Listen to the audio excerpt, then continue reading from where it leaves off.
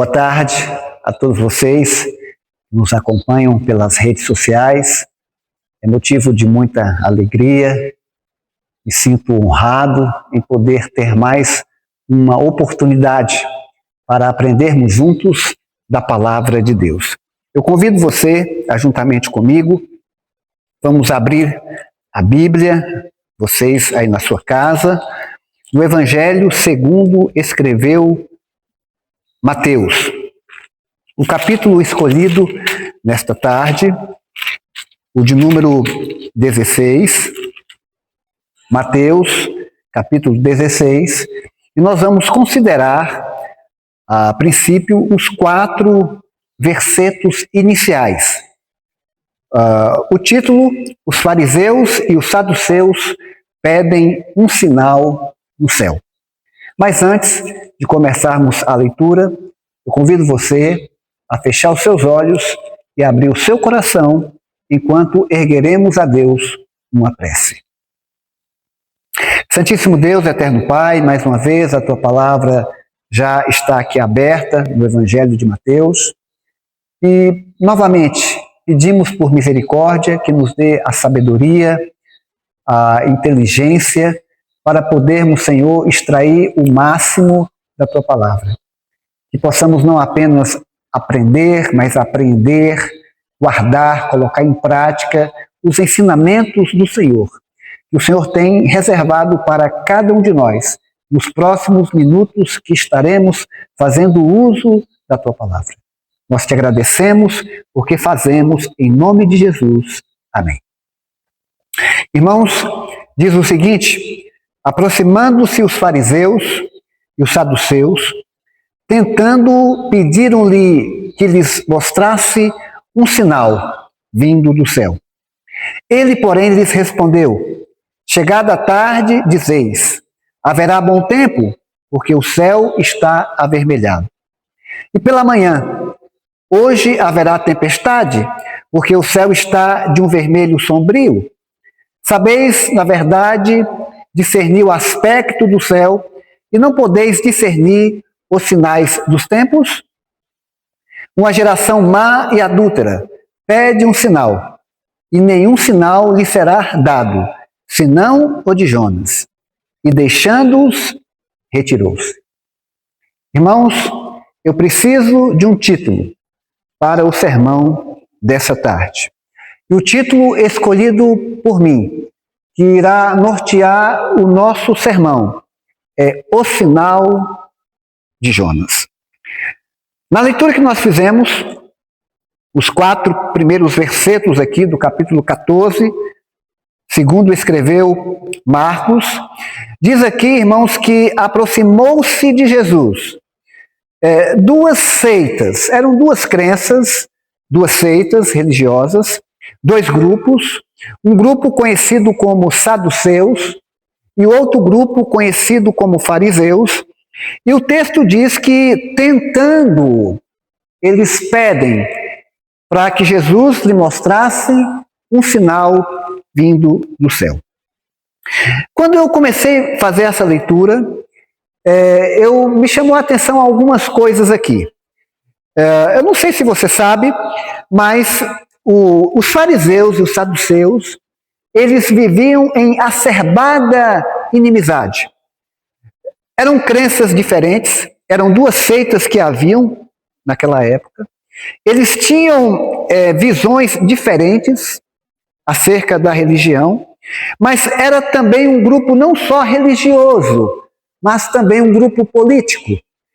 Os saduceus, eles cortejavam o poder dominante, o Império Romano, eles apoiavam o Império Romano para que pudesse se manter ali a sua posição, manter a sua autoridade. Então, eles apoiavam o Império Romano.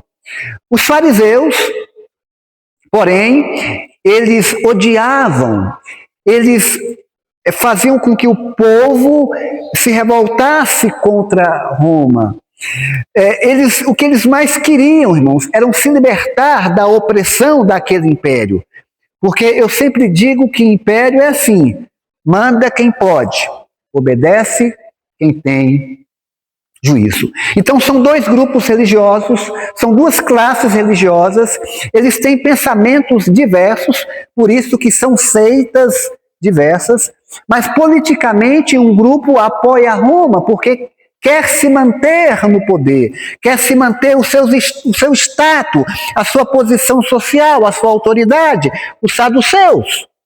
Mas os fariseus, eles estimulam o ódio do povo contra o Império Romano. E o que eles querem é se ver livres de um poder opressor. Mas eu não sei se vocês perceberam aqui, eles se uniram para tentar Jesus.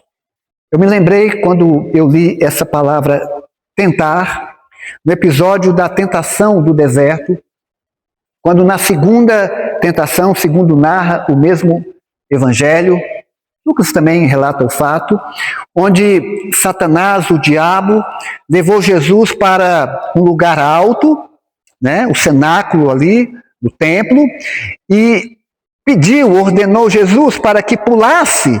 Ele ainda vai usar um termo, porque aos teus anjos dará ordem a teu respeito, para que te guardem.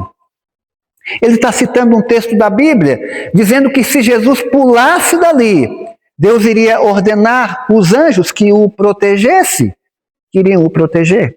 E a resposta de Jesus está escrito de um texto extraído do Antigo Testamento. Jesus responde, está escrito, também está escrito. Era a segunda tentação. Não tentarás o Senhor, teu Deus. Eles pediram um sinal, tentando. Irmãos, não havia necessidade de sinal. Irmãos, a gente vai aprender aqui que existem 3 grupos de pessoas. Eu não sei se você se lembra, você vai se lembrar agora, quando Jesus ressuscita, no primeiro dia da semana ele aparece ao grupo de seus discípulos, mas Tomé não estava presente. O Evangelho de João, no capítulo 21, ali, 20, narra esse episódio. E Tomé não viu a primeira aparição ali de Jesus perante os seus discípulos, mas ele ficou sabendo que Jesus aparecera. E quando ele soube, ele disse assim, se não vê os sinais dos cravos, as marcas dos cravos em suas mãos e nos seus pés, de modo nenhum eu irei acreditar. Passaram-se 8 dias. Jesus agora aparece. Jesus mostra as marcas nas mãos, a cicatriz também nos pés. E aí Tomé diz assim, Senhor meu e Deus meu. E Jesus então responde, porque Jesus é Deus. O verbo se fez carne. E Jesus responde assim, bem-aventurado aqueles que não viram e creram. Irmãos, nós temos aqui 2 grupos. Um grupo que crê, que acredita para ver a glória de Deus. O primeiro grupo faz parte daqueles que têm fé suficiente. E essa fé, ela não está condicionada a sinais, entende? Ela não está condicionada. O verdadeiro crente é aquele que acredita sem a necessidade de ver. Tem uma música dos nossos irmãos católicos, um hino, que diz assim, se creres, verás a glória de Deus. Então o verdadeiro crente é aquele que não está condicionado a sinais. Ele crê sem a necessidade de ver. Mas existe um outro grupo de crentes, ou de cristãos. É aquele que está condicionado a sinais. O exemplo do Novo Testamento que eu acabei de citar foi Tomé. Tomé, quando viu, creu. Deus meu, Senhor meu. Mas Jesus responde, bem-aventurado aqueles que não viram, mas creram. No Velho Testamento, eu lembro de Gideão, dos sinais que Gideão pediu a Deus quando ele foi chamado, né? No livro de Juízes, você vai ler essa história, o capítulo 6, capítulo 7, Gideão contra os gideonitas, os gibeonitas, e ele pede então sinais ali. Lembra da eira? Lembra do novelho seco, terra molhada, terra seca, novelho, você lembra? Mas o terceiro grupo, irmãos, oxalá que você faça parte do primeiro grupo, aqueles que não precisam ver para crer. Mas se você, irmãos, faz parte do segundo grupo, como Tomé, Gideão, que precisam de manifestações de Deus, que precisa de um sinal para crer,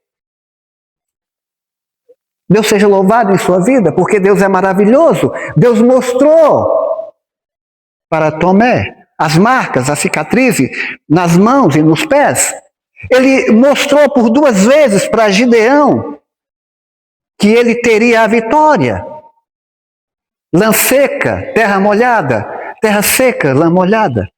Mas o pior, irmãos, e misericórdia, se você faz parte do terceiro grupo, e o terceiro grupo está aqui, é o fariseu, era a regra, os saduceus, era a regra daqueles, irmãos, que mesmo diante das evidências, mesmo diante dos sinais, se recusam a crer. Esse é o pior grupo que tem.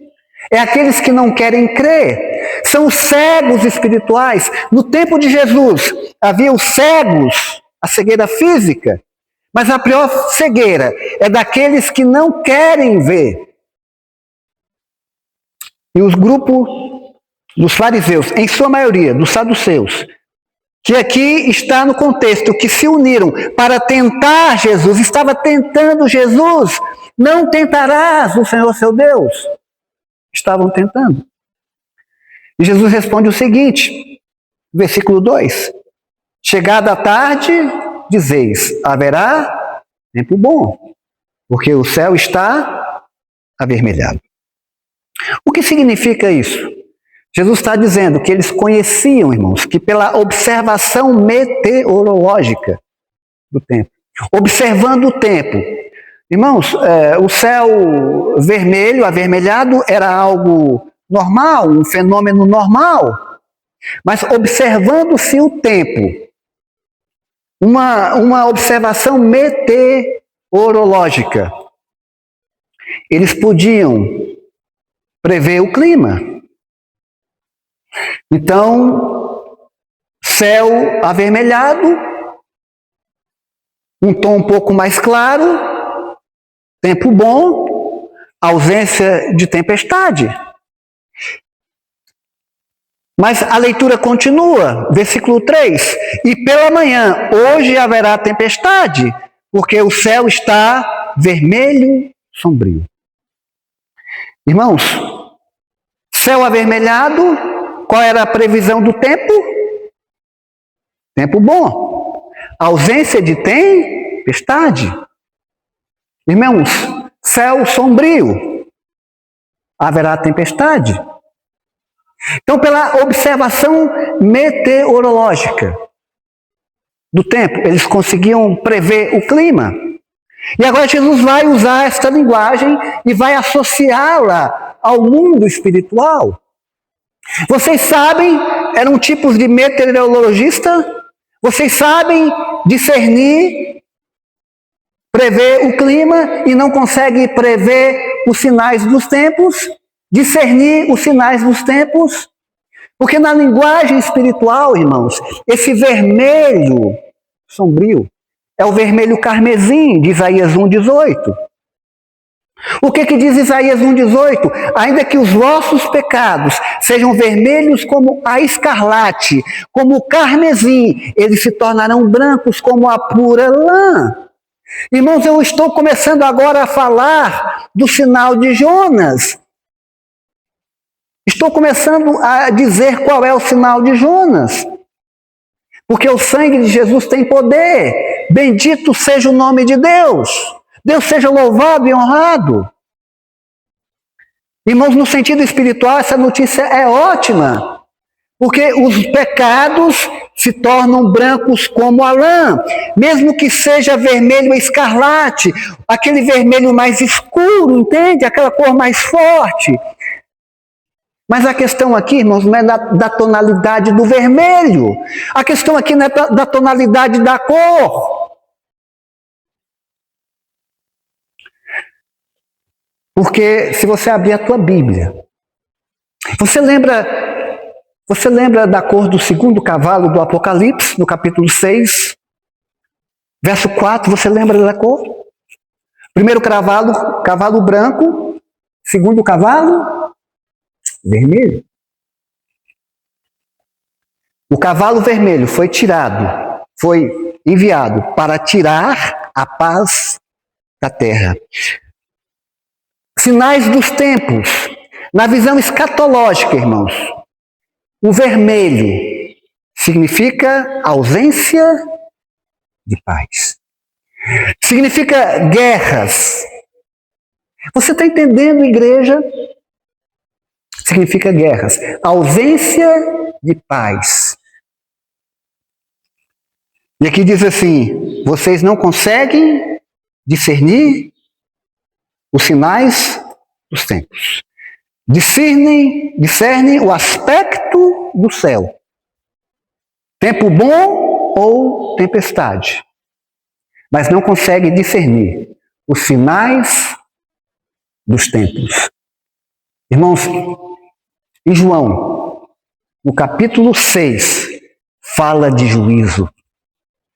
O cavalo que veio tirar a paz da terra, o cavalo no qual estava carregando o anjo do cavalo, o cavalo vermelho, ele tinha uma mensagem de condenação. E essa mensagem aparece aqui. Ela vai aparecer aqui.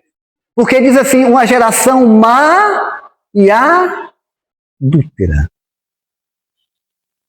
Pede um sinal. Uma geração má e adúltera. Irmãos, o mesmo sangue, a mesma cor do sangue que purifica o pecador, que perdoa o pecador, por mais grave, por mais pesado que seja o pecado, porque pecado vermelho como carmesim, essa tonalidade forte na cor do sangue, significa aqueles pecados mais graves, mas o sangue de Jesus tem poder para perdoar o pecador por qualquer tipo de pecado que ele tenha cometido. Até para aqueles que alguém olha e fala, esse aí foi longe, para esse aí não tem jeito, foi longe demais, muita barbaridade, muita crueldade. Mas esse mesmo vermelho, tom avermelhado, tom de escarlate,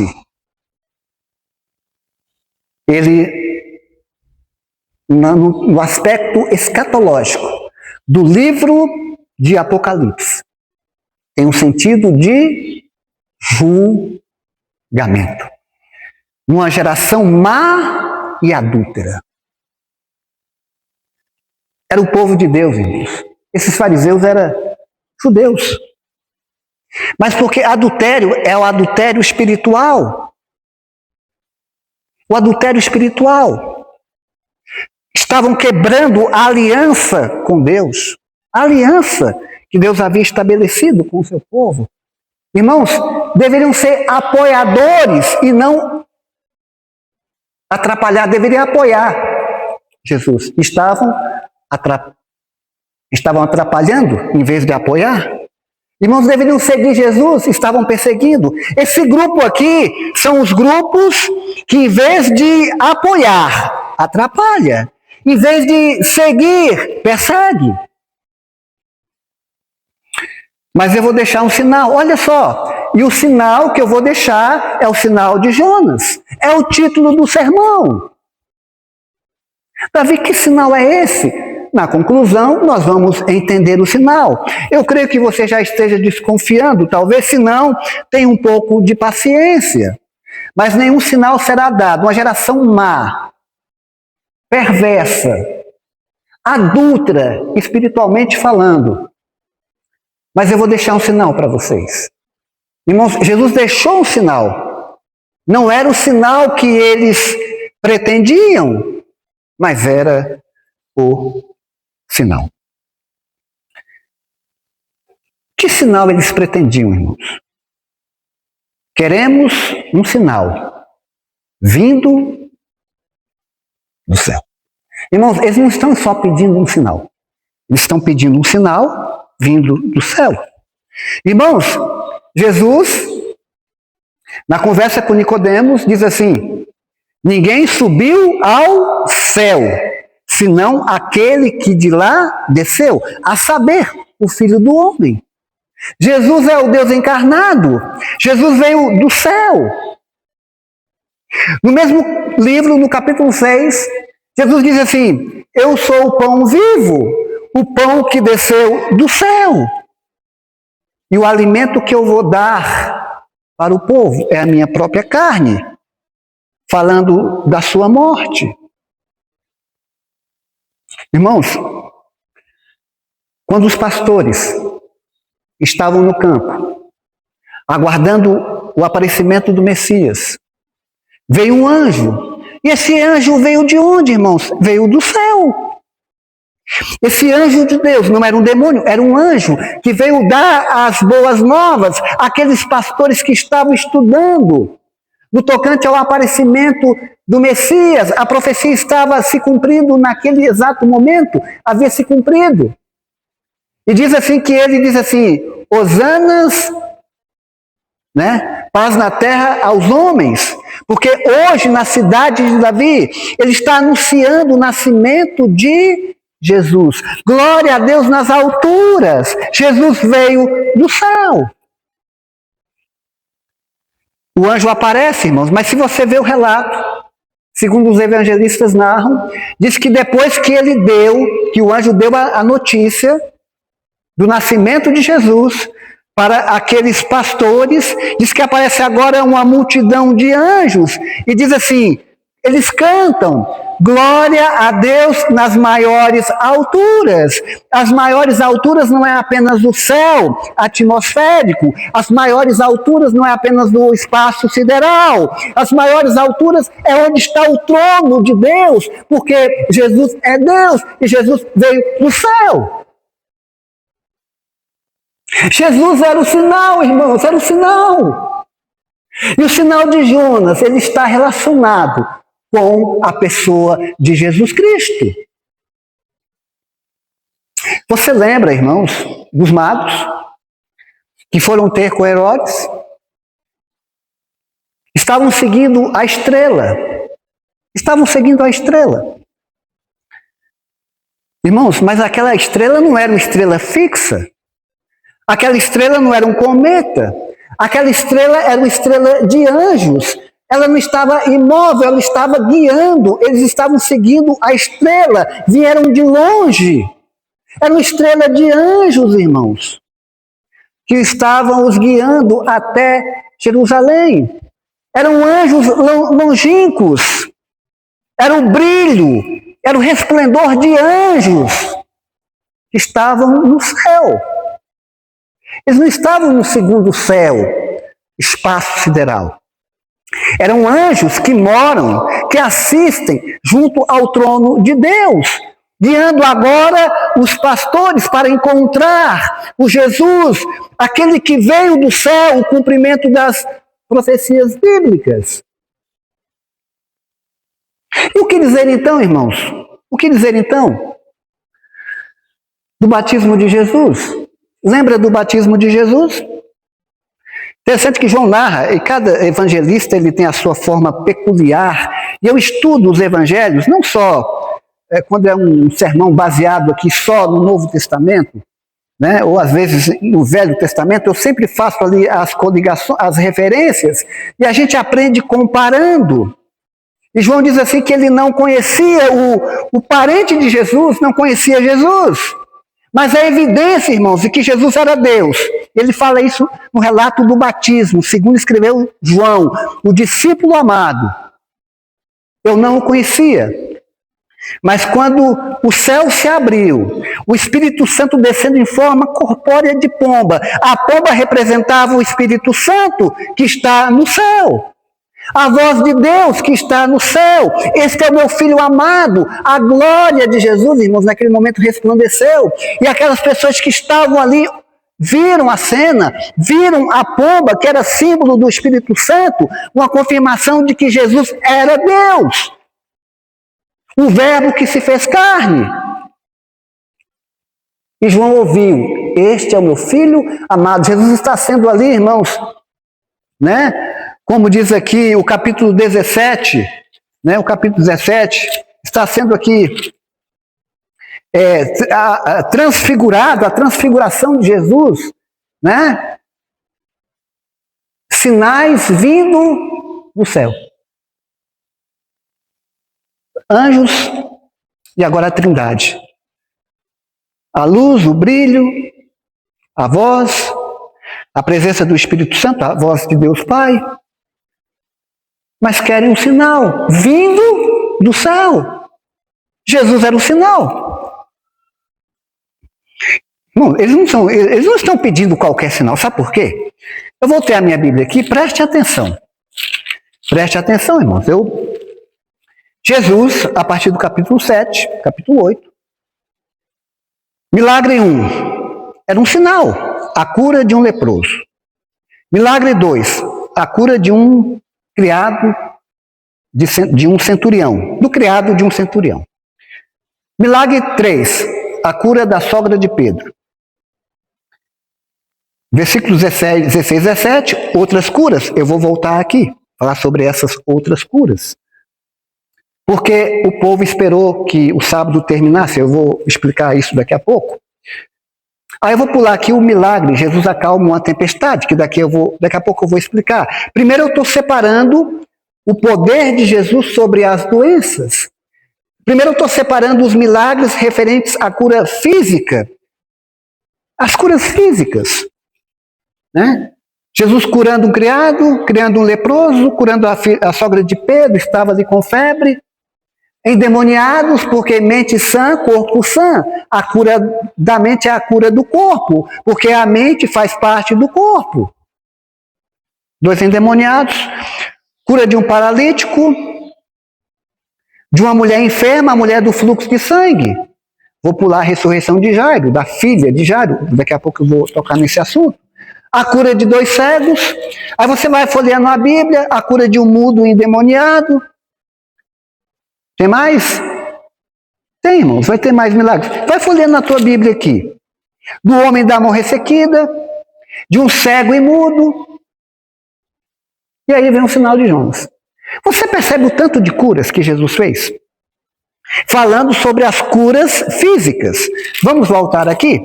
Você tem que ir com calma, porque é cura, né, de um leproso. De um criado de um centurião. A sogra de Pedro. Mas eu quero lembrar aqui a vocês que o primeiro milagre que Jesus realizou não é narrado por Mateus. É narrado por João, nas bodas de Caná, da Galileia, onde a água se transforma em vinho. Daqui a pouco eu vou falar desse milagre. Mas o segundo milagre que Jesus fez, que também é relatado por João, segundo o Evangelho de João, o de Caná está no capítulo 2, né? A água em vinho. E o segundo milagre, a cura do filho de um oficial do rei. Essas curas, irmãos, foram realizadas por Jesus antes de que esses 2 grupos que se uniram para tentar Jesus pedissem um sinal vindo do céu. Mas esses sinais aqui não valiam, porque eles recusavam a crer que Jesus era o Filho de Deus. Eles recusavam a crer que Jesus era o cumprimento das profecias. Eles não aceitavam que Jesus era o Filho de Deus, o Messias prometido. Então as curas realizadas por Jesus não valiam, não constavam. Eles querem outro tipo de sinal. E sabe o que eu achei interessante aqui? Então você coloca aqui, água transformada em vinho, Caná da Galileia. Cura do oficial do rei. Aquela cura feita à distância. As curas elencadas no Evangelho segundo Mateus.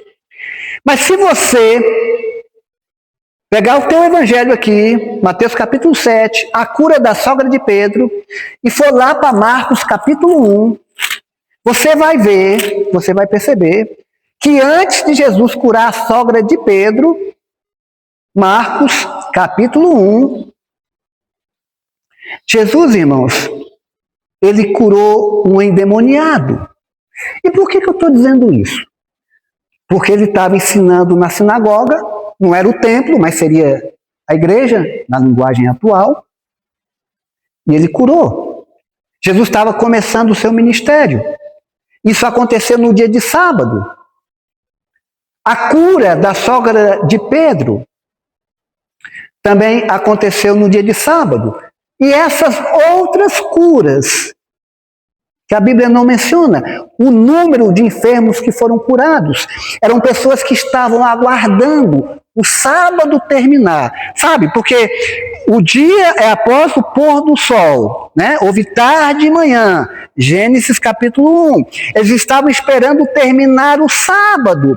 Você imagina um grupo, quem sabe uma multidão de enfermos, sabendo que Jesus estava curando, ali próximo à sinagoga, alguém viu, contou, Jesus vai para a casa da sogra de Pedro, cura uma pessoa ali, a sogra do discípulo, aquele que viria a ser o discípulo de Jesus, já era discípulo, mas não oficial, e agora quando cai a tarde, quando o sol se põe, começa o primeiro dia da semana, esse grupo, mas por que eles esperaram, irmãos, o cair da tarde, o pôr do sol? Porque esse grupo de fariseus que perseguia Jesus, ensinava que Jesus estava pecando, ensinava que Jesus estava transgredindo o sábado.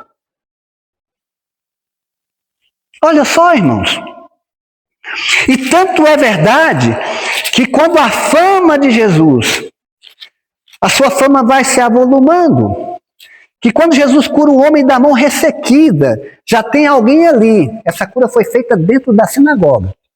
Os fariseus, aqueles que perseguiam Jesus, em vez de seguir, aqueles que atrapalhavam Jesus, em vez de apoiar. Jesus fala assim, e se a tua ovelha cair? Você não vai salvar a tua ovelha se ela cair no buraco? Irmãos, Jesus veio para salvar vidas, salvar pessoas. Ele não morreu por ovelhas, embora fosse como ovelha muda, não tenha aberto a sua boca. Mas Jesus realizou mais milagres. Voltando ainda para o Evangelho de Mateus, vamos falar sobre o poder de Jesus sobre o mundo natural. E nós encontramos esses milagres aqui que foram realizados antes que eles pedissem um sinal vindo do céu. Jesus já era o sinal, e o sinal de Jonas está relacionado com a pessoa de Jesus. Jesus, irmãos, ele aqui acalmou uma tempestade. O poder de Jesus sobre a natureza. Irmão, se você passar um pouco a tua Bíblia, você vai perceber que além de Jesus ter acalmado uma tempestade, Jesus também andou, irmãos, andou sobre o mar. Você vai perceber também que Jesus multiplicou pães na Galileia. Jesus também multiplicou pães no território de Decápolis. Mas Jesus também realizou outro tipo de milagre, o do poder sobre a morte, quando ele ressuscita a filha de Jairo. Os presentes riam de Jesus, riram, porque Jesus chegou, e o relato, todo mundo sabia, irmãos, que a menina tinha morrido. Caçoaram de Jesus, porque Jesus disse que a menina estava dormindo. Riram de Jesus, não riram para Jesus, riram de Jesus. Mas Jesus ressuscitou. Irmãos, não era necessário sinais. Já havia sinais suficientes, mas Jesus é tão bondoso, Jesus é tão amoroso, que vai deixar o maior dos sinais. E você deve estar achando é a ressurreição de Lázaro, não é? Embora seja a coroa dos milagres de Jesus, mas você vai entender, aguarde um pouco que você vai entender por que eu estou dizendo que o sinal de Jonas é o maior dos sinais. E olha que não envolve nem a cura de Lázaro, a cura não, a ressurreição, que foi feita depois. E aqui, irmãos, eles vão pedir agora um sinal. Se você passar 2 páginas aqui, você voltar 2 páginas, nós estávamos no capítulo 16, vamos agora para o capítulo 14. Ele fala assim, olha, nenhum sinal será dado, senão o sinal do profeta Jonas. Que sinal, irmãos, é o sinal do profeta Jonas? Que sinal é esse? Irmãos, leia o livro. Se você ler o livro de Jonas, são 4 capítulos, mas existem, todo o livro de Jonas, são 4 capítulos. Mas se você observar, tem capítulos na Bíblia que tem mais versículos do que todo o livro de Jonas. Então vale a pena ler. Mas vou lembrá-los. Leia o livro. Mostra a soberania de Deus. É Deus quem manda Jonas pregar em Nínive. É Deus que manda a tempestade, porque Jonatas, a princípio, desobedece. É Deus quem manda a sorte cair sobre Jonas, antes dele ser jogado ao mar. É Deus, irmãos, que manda o grande peixe. É Deus que atende a oração de Jonas dentro do ventre do peixe, que depois de 3 dias e 3 noites, vomita Jonas inteiro. Irmãos, é Deus que sensibiliza o coração dos ninivitas. É Deus que manda, irmãos, que uma borboeira, que faz surgir a borboeira. É Deus, irmãos, que fala e aparece o verme, que devora a borboeira. Eis aqui quem é maior do que Jonas. Irmãos, Jesus, o Deus encarnado, é maior do que Jonas. Falando de milagres, irmãos. Falando de milagres. Primeiro milagre da história de Jonas. A tempestade. A tempestade surge. Deus envia a tempestade. E agora o grande peixe engole Jonatas. Segundo milagre, Jonas ter sobrevivido 3 dias e 3 noites dentro do ventre do peixe.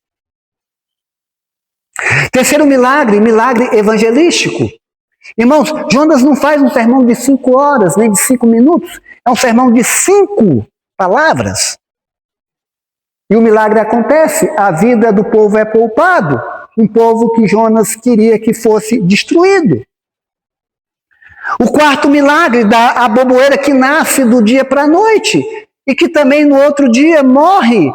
Ela nasce, cresce de uma forma tão rápida, faz sombra para Jonatas e no outro dia seca e morre.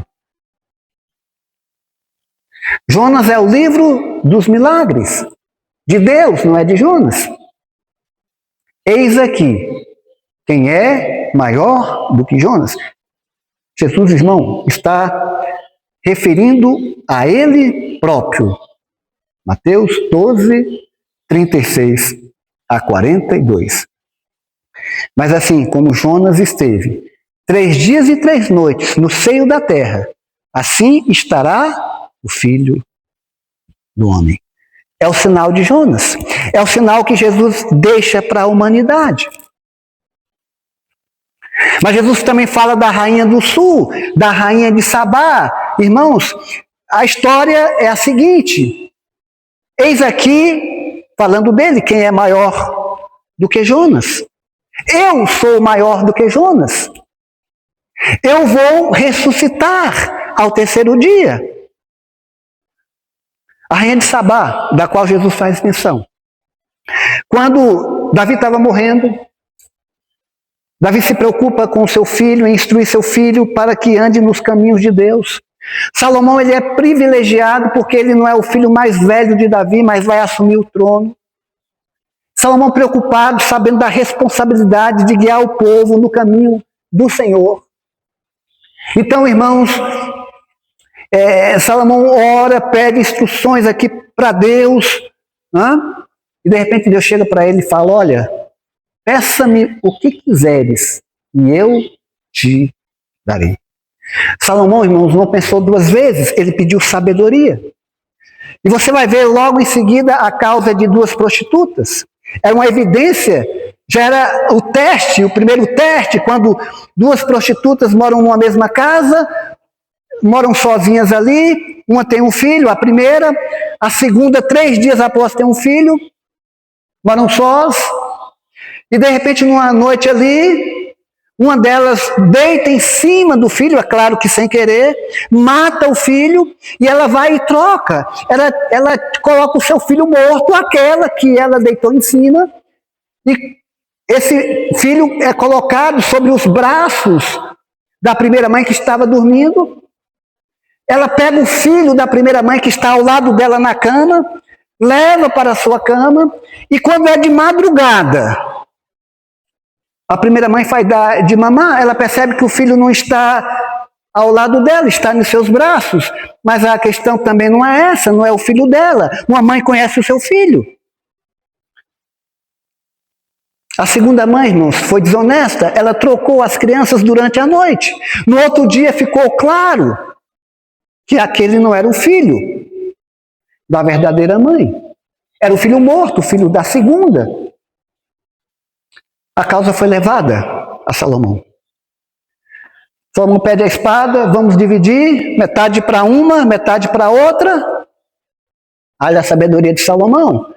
O amor de mãe vai pesar, o amor de mãe vai aparecer, e quando a falsa mãe insistiu, parta metade, né? Parta metade para mim, metade para ela, Salomão já percebeu. É a falsa mãe. A verdadeira mãe preferia abrir mão do filho. Irmãos, mas a sabedoria de Salomão foi muito longe. E muitas pessoas, irmãos, muitas pessoas. É por isso que Salomão teve aliança com muitos reis, porque eles vinham de longe para ouvir a sabedoria de Salomão. Não foi só a rainha de Sabá, ou a rainha do sul, Belquis Averiche, o nome dela é Belquis Averiche. Não foi só ela que saiu, irmãos. Muitos reis saíam de suas terras, terras longínquas, para ouvir a sabedoria de Salomão. E não só ouvir, mas para que Salomão os instruísse em como eles deveriam resolver o problema que eles estavam tendo, enfrentando nos seus respectivos reinados. Causas complexas. E Salomão então explicava, orientava, de graça, de graça. Mas a rainha de Sabá, irmãos, ela veio de longe, até ela veio, Belquis Averiche. Mas não foi só para que Salomão respondesse perguntas extremamente difíceis, mas ela foi testar com enigmas. E todas as perguntas foram respondidas, todos os enigmas foram decifrados. Eu achei interessante que ela saiu dali bendizendo o nome de Deus, porque Salomão deixou bem claro para a rainha de Sabá que a fonte da sabedoria não estava nele, mas foi um presente que o Deus lhe havia dito. Por isso que ela bendizeu o nome de Deus, bendito seja o nome de Deus. Porque eis aqui quem é maior do que Salomão. Irmãos, porque foi Deus que deu a sabedoria para Salomão. Foi Deus, irmãos, que fez com que um sermonete pobre, um sermonete sem apelo, salvasse 600 mil pessoas. Porque 120 ali, irmãos, pessoas que não sabiam discernir a mão direita da mão esquerda, era o número de crianças. Mas a população de Nínive era 600 mil pessoas. Eis aqui que é maior do que Jonas. porque foi eu que fiz ele sobreviver. Que o peixe não o mastigasse, mas que o engolisse vivo.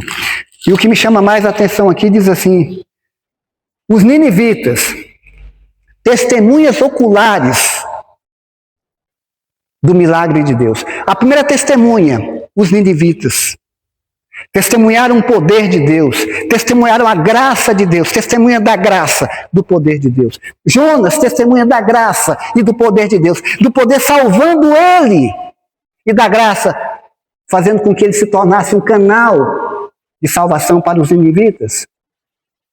A rainha do sul, território pagão, saiu glorificando o Deus de Salomão. Testemunhas vivas, testemunhas oculares.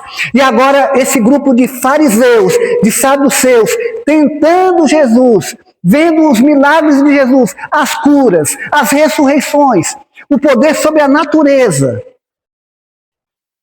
Irmãos, alguém disse que o pior cego é aquele que não quer ver. Mas na carta de Laodiceia, eu aprendi que o pior cego é aquele que acha que enxerga. É aquele que acha que vê, mas que não sabe que é cego. Irmãos, condenarão no dia do juízo, porque o sangue carmesim é capaz de perdoar os pecadores, os pecados absurdos e graves que tenham cometido. Mas esse sangue também vai castigar, vai condenar aqueles que, diante das evidências, rejeitam aceitar o sinal de Deus, que é a pessoa de Jesus. Eu vou terminar agora, irmãos, contando uma rápida história.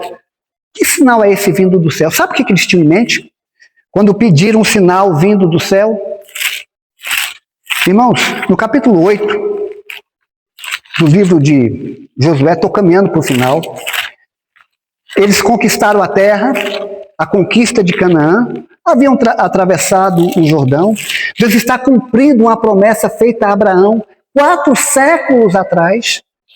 E agora, irmãos, acontece algo interessante. Enquanto eu estou folheando a Bíblia, é o capítulo 8. Já estou achando aqui, já estou no livro de Josué. Capítulo 9. Ai é destruída. E agora o que acontece, irmãos? O estratagema, a astúcia. Aqui vai falar de um povo chamado Gibeonitas. Os Gibeonitas moravam em Gibeão. Gibeão era um território composto por 4 cidades. A principal cidade era Gibeão. E esses homens, sabendo o que Deus havia feito, sabendo os prodígios de Deus, a força do Deus, eles resolvem ir até Josué para fazer uma aliança com Israel. Olha só a história. Até aí tudo bem, até aí um ato de inteligência. Eram homens valorosos, eram homens de guerra. Só que a ideia é boa, irmãos. Mas sabe aquele ditado que o fim não justifica os meios? Você já ouviu esse ditado? Os fins não justificam os meios. O que eles fizeram, irmãos? Fingiram-se de pobres. Fingiram-se que estavam vindo de uma terra longínqua, da além da Palestina. Irmãos, vestiram roupas velhas, roupas gastas, colocaram sandálias remendadas. Você lembra do embornal, irmãos? Então eles colocaram ali, irmãos, pão bolorentos, secos no embornal. Chegaram como se viessem de longe, querendo uma aliança. Conheciam os feitos de Deus desde a saída do Egito. Lá com Faraó, a travessia do Mar Vermelho, as vitórias de Deus sobre Seom e sobre Og.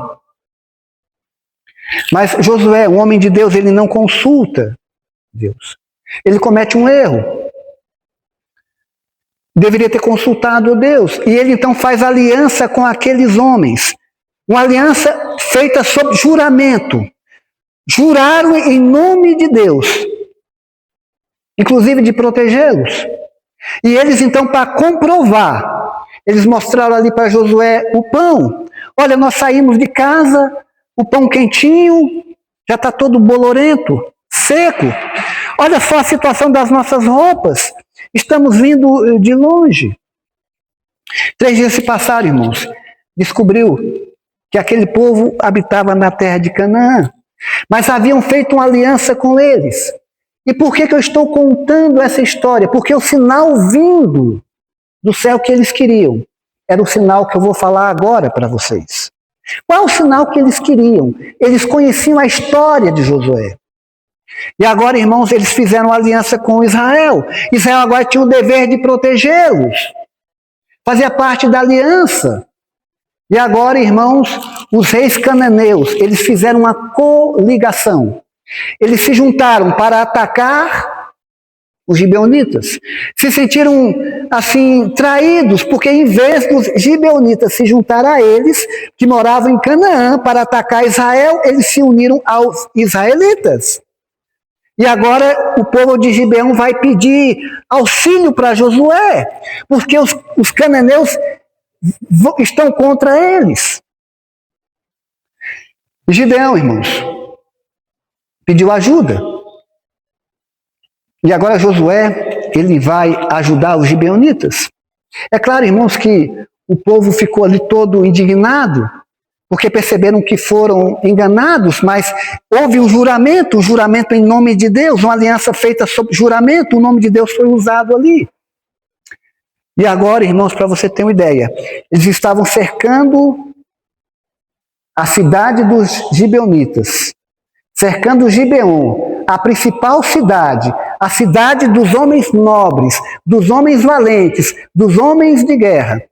E agora Israel os ataca, eles preparando para atacar Gideão, quando são atacados pelos israelitas. Irmãos, aqui acontece um milagre vindo do céu. Deus havia prometido a vitória a Josué. Eu fico imaginando quando você entra numa guerra, que Deus já diz para você, olha, você vai vencer. Olha, você vai ser vitorioso. Mas eles tiveram que entrar na guerra. Mas sabendo que a vitória seria garantida. E agora, irmãos, quando aquele exército, uma coligação de 5 reis, percebe que estão perdendo a batalha, percebe que seus homens estão morrendo, eles fogem. E agora Gideão ora, irmãos, para que o sol pare. Olha só, Josué orou para que Deus parasse o sol. Porque o dia seria muito curto, a vitória teria que ser total, a vitória teria que ser completa. Irmãos, eu fico imaginando o tamanho daquele exército, porque começou agora a cair chuvas de pedra, como lá no Egito.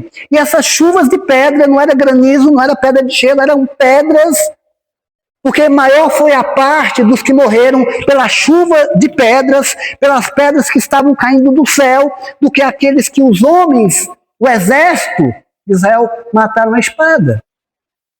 Só que o dia seria tão curto, irmãos, que Josué precisava de tempo, porque não deveria sobrar ninguém. A nação já havia sido condenada. Deus havia dado a graça, mas o tempo de graça passou. Foram condenados. E se ficasse alguém, 15%, 20%, eles iriam se unir para tentar uma revanche, para tentar uma vingança. Mas a questão aqui não era só essa. Já haviam sido condenados. E agora, irmãos, o sol para. E enquanto o último soldado do exército inimigo não morreu, o sol parou. Eu fico imaginando, irmãos, o tamanho do nosso Deus. O tamanho do nosso Deus. Sol, pare. Um homem pedindo. Tem um movimento chamado de translação. Dizem que não é o sol que para, porque é a terra que gira em torno do sol. Mas a Bíblia fala, irmãos, que o sol parou. Detente em Gibeão, local da peleja, e tu, lua, no vale de Ajalon. O sol e a lua pararam diante do pedido de um homem. Era esse, irmãos, o sinal que eles queriam. Vou ler agora o último texto, irmãos. O último texto, irmãos, está no Evangelho de Mateus. Qual é o sinal de Jonas? Capítulo 28, verso 6. Ele não está aqui, ressuscitou como tinha dito. Vinde ver onde ele jazia. Irmãos, o sinal de Jonas é o sinal da tumba vazia. O sinal de Jonas é o sinal de um Cristo ressuscitado. Essa é a que faz a diferença, irmãos. Do Deus que nós cremos, um Deus que venceu a morte, um Deus que nos dá a garantia de vitória. É o sinal de uma tumba vazia e de um Cristo ressuscitado. Que Deus nesta tarde nos abençoe e que o Senhor nessa tarde nos bendiga. É o meu sincero desejo e oração. Amém.